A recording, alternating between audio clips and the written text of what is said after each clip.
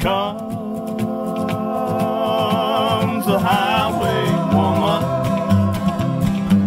She comes with music for your soul, and then moves along. She moves along.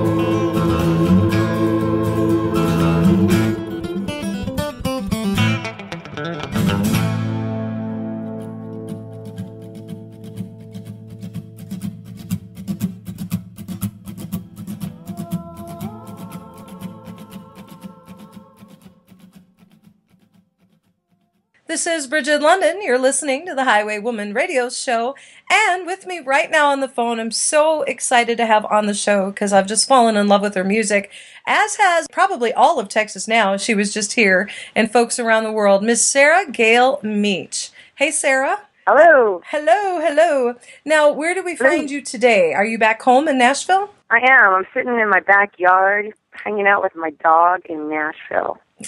Very cool. Now, you had quite a big tour. Now, tell me a little bit about, coming to Texas. Was this your first time? This wasn't your first time, was it, in Texas? It was technically my third time, but my second time playing. I came down about almost 2 years ago and played 3 shows before I had released my album, and sat in with my friend's band, Stone Honey, who was playing down there at the time. And it's technically my second time playing down there, but my first time with my album released and just bringing my own band down. Very cool, very cool. And the album that we're talking about is called One Good Thing. How about we just kick off with One Good Thing and we'll come back and talk about all kinds of good stuff. Sound good? Sounds good. This is Sarah Gayle Meech, folks, from her amazing album, One Good Thing. Title track? If there's one good thing about a heartache, it makes one hell of a song. 'Cause everybody knows how it feels to be alone. Hey, a heartache makes a damn good song.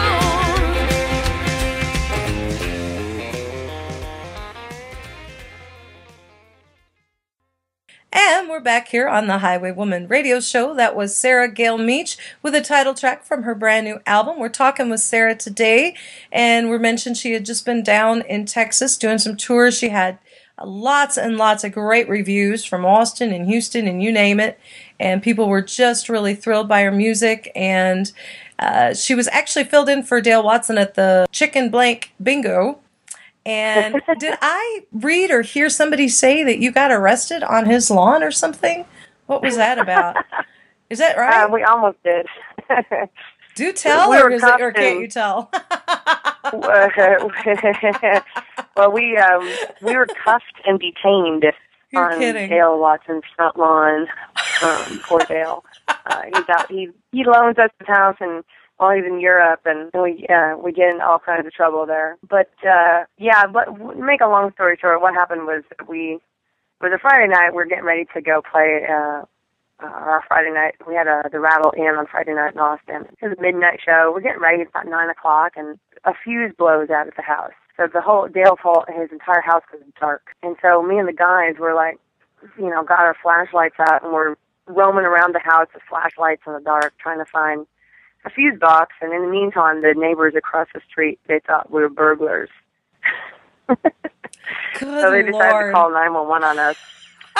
And they called the cops, and probably about, 10 minutes later, all of a sudden there was like 20 cops on the front lawn with their guns drawn and screaming and hollering at us to get on our knees. And it was pretty awesome, I'll tell you.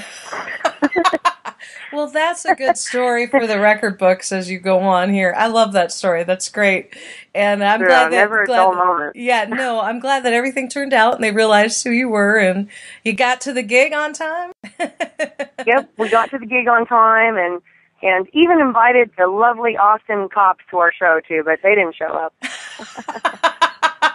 Good one, good one. Well, let's talk about your music now, Sarah. Tell me a little bit about how you got started in music. When did you know, this is what I have to do? I don't know. I've been playing music since I was a kid. My mom and dad always had us. I've got sisters and brothers and a brother that play music too. And we've kind of always been, you know, in piano lessons and school band and choir and all that kind of stuff. And so it's just always kind of been around. I guess I started taking it more seriously when I moved to Los Angeles, and I started out, I was singing in a rock band there. It was kind of like my first real band experience, and did some recording and a little bit of touring and a whole bunch of shows and stuff. But I don't know, the rock thing didn't, it was fun, I guess, at the time, but it didn't really seem like the right thing after a while. So I don't know, I just felt like country was the right thing for me to do. It's not all that I listened to growing up, but a main source of musical influence since I was a kid, and it felt like where my heart and soul, it was I guess it was the music that was influencing me most, and still is, and it just felt like the natural thing that my voice and songwriting wanted to do. Who influenced you, do you think, the most? Like, what are some of the artists that had bigger impact on your heart that got you going with writing and singing in the direction that you are now? Definitely. I mean, I've got influences all over the board. Everything from country to rock to R&B, soul, you know. I mean, I listen to all kinds of music, but in the country genre, I guess I could attribute most influences to Loretta Lynn and Tammy Wynette. They're two of my favorite singers of all times. And definitely Linda Ronstadt, too. I mean, we listened to a lot of Linda Ronstadt growing up, and she's just such an awesome singer. And I know she wasn't much in the songwriting book, but boy, she sure can sing. And yeah, she's my favorite of all time, actually, singers. Yeah, absolutely. George Jones and hell, even Hank Jr. growing up. We listened to Hank Jr. all the time. My dad was constantly listening to that on his 8-track and his Ford truck. Right? You know, so no, I'm influenced by so many different things. Like, we're sitting driving in the truck, I'm back from tour, and if you're listening to my iPod, you'll hear everything from, you know, Conway Twitty to Laverne Baker to ELO to AC/DC to Thin Lizzy to, you know, back to like Patti Page and Hank Williams and Buck Owens, and it's just all over the place. Well, now tell me, where did you record this new album? We want to make sure we remind folks it's called One Good Thing. Of course, it's on all digital retailers and everything. Where did you record this, Sarah? I recorded that over at Andy Gibson's house, and for folks who are wondering who Andy Gibson is, he is a longtime steel dobro player for Hank 3, and he's also produced a bunch of Hank 3's albums and tours with him. He's been with him for probably about a decade at least. He's recorded he has a home studio out in East Nashville and records some stuff there. He's done, like, obviously some of the Hank 3 stuff, my record, Goddamn Gallows, he's done their records. Bob Wayne, who's another Northwest hillbilly like me. He's done all his records there. Yeah, so out in East Nashville here at Andy's house, just did a little home recording thing. Well, let's play another track. Do you want to tell me a little bit about the song No Angel? Oh, yeah, sure. You know, that's my good timing song. Like, I just kind of like, you know, kind of got fed up with like all the guys in country music singing about having fun and running around and, you know, getting some and no regrets and, you know, just living wild and careless and free. And I was like, well, how come no girls are singing about that? That's so right. I wrote No Angel about that. And that's why I play it a lot. Yeah. Let's play it now. Yeah. Awesome song, Sarah. Let's do it. Sarah Gayle Meech, folks, No Angel. Man, it sure is nice. So it's best you know where I stand. But I had easy spice of life, and you ain't my first. You ain't my last.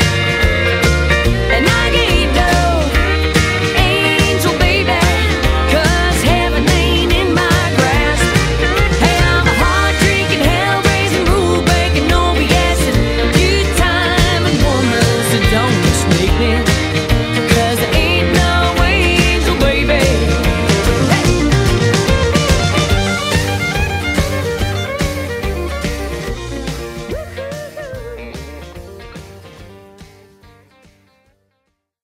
And that was Sarah Gayle Meech with No Angel from her brand new CD, One Good Thing. Man, your voice has such a, I don't know, just a unique resonance to it. I really responded to it a lot. You know, you're thanks. strong and yet you can be emotional and all the things that make truly great singers. really Thank you. enjoy that. Yeah, you're definitely, I think, really on your way here. You sure got the Texas music scene in love with you. We found that out here. And also, do you travel? Are you going to be traveling over in Europe this year or next year? I'd sure like to. I haven't been over to Europe as of yet. Mm-hmm. I'd like to get over there. Just I'm trying to put together some connections to make that happen. So we'll see what this year digs up. We've got a lot of tour dates going on for the rest of the year here in the U.S. Like March, we're going up to Chicago and Green Bay and Milwaukee and Madison, and we've already been to North Carolina and Texas and Oklahoma this year alone. We'll be in South Dakota later this year. We'll be in Kentucky. We'll be at the Minnesota State Fair. We try to make it back over to the West Coast as well, and get California, Oregon, and Washington State in there at some point as well. Awesome. And then we're going back to Texas. Shoot, Texas already invited us back for in March for South by Southwest. So I am not surprised. We're heading back to Texas next month. All right. I am not surprised. I hope I can catch you around. That would be great. Thanks. Really. And we want to make sure to tell folks that all your dates are on your website. We do have folks, of course, we run in Texas, but we also run in several other states. And over in Ireland, too, if you want to say hi to the Ireland folks. Hello, Ireland. Have a random country that likes the Highwaywoman radio show, but hey, we love Ireland, so there. That's great. I'd love to go to Ireland. Me too. I know. Beautiful there. And everybody would love to see you no matter where you come. We want to tell them, make sure you check your schedule and on Facebook and stuff. So now let's talk about a couple other projects. Now, you know how I found about you was actually through Dale Watson, that is, talking about. Cool. Through his new EP project. He was really proud of the stuff he did with you on that. And tell me a little bit about that and how that came about, and maybe if you've got some other projects that you're working on that you want to share with folks. Cool. Working with Dale came about just right before Christmas. I think it was in November that happened. I've known Dale for about a year now, and he comes up to Nashville every now and then. And I met him at Robert's Western World, where me and the guys play weekly. And Robert's Western World is the home of traditional country music in Nashville. And so it draws all kinds of folks that love the real country music. And so Dale's, hanging out there, and I got to know him, and he'd come and see us play, and just, became a supporter and was, believes in what I do, and is, happy that I'm, trying to carry the torch. There's a few of us out there trying to carry the torch. And, it just came up kind of like on the spot. I knew he was recording this record with my friend's band, Hillbilly Casino. They've been longtime friends of mine now and been real supportive of me and my endeavors. And I knew that they were going to go into Sun Records in Memphis and record this record with him. And we all had a tour scheduled in the month of December for up in Green Bay. We're doing a Christmas show, and then we were opening for Dale. So that was already on the book. I just got a call like the day before Dale was recording that record, and he asked me, he goes, "Hey, you want to come down and record this record?" And I said, "Well, hell yeah, I do." So then, 24 hours later, I was hanging out with Dale and recording at Sun Records with Hillbilly Casino as a backing band, and that's just how it happened. It just happened real fast and kind of spontaneous, and awesome. It sounds pretty damn good, too. Yeah, I can't wait to hear it. We're really looking forward to that, and we'll make sure we play it here on the show for folks. And anything else that you got going on that you might want to share with folks or tell us about? I don't have any recording projects going on right now, but I'd like to start working on a second album. That's kind of my plans. Like, I start recording the second album later this year so I can release it the first of, in January next year, have it ready and available. This year is kind of just a lot of focusing on getting on the road and writing more songs and stuff for me. So we're going to try to get out and tour as much as we possibly can and just go from there, Right, absolutely.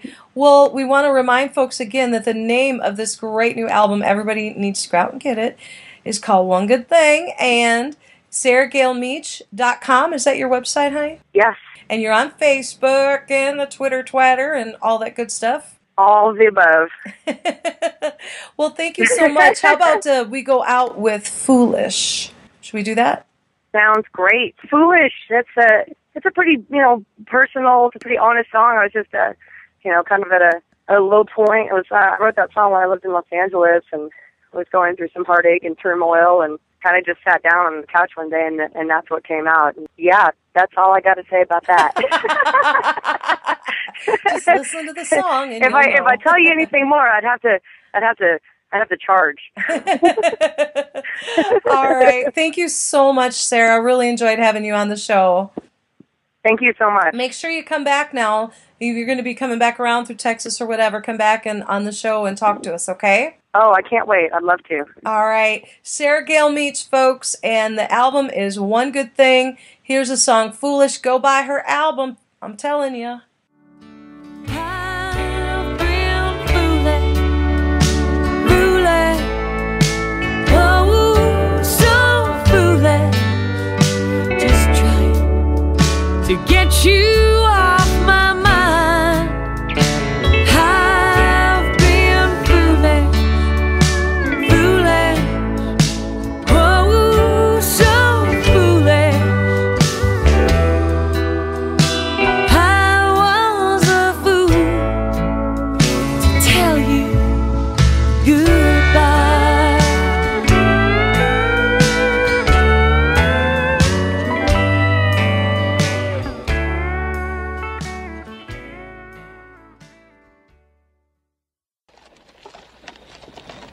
Thanks so much for tuning in. This is Bridget London, and this has been the Highwaywoman Radio Show.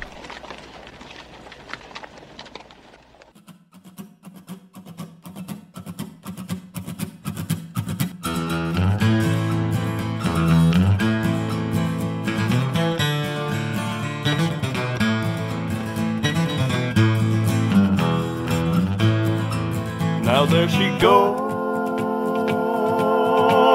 the highwaywoman, and she's brought music to your soul and moves along.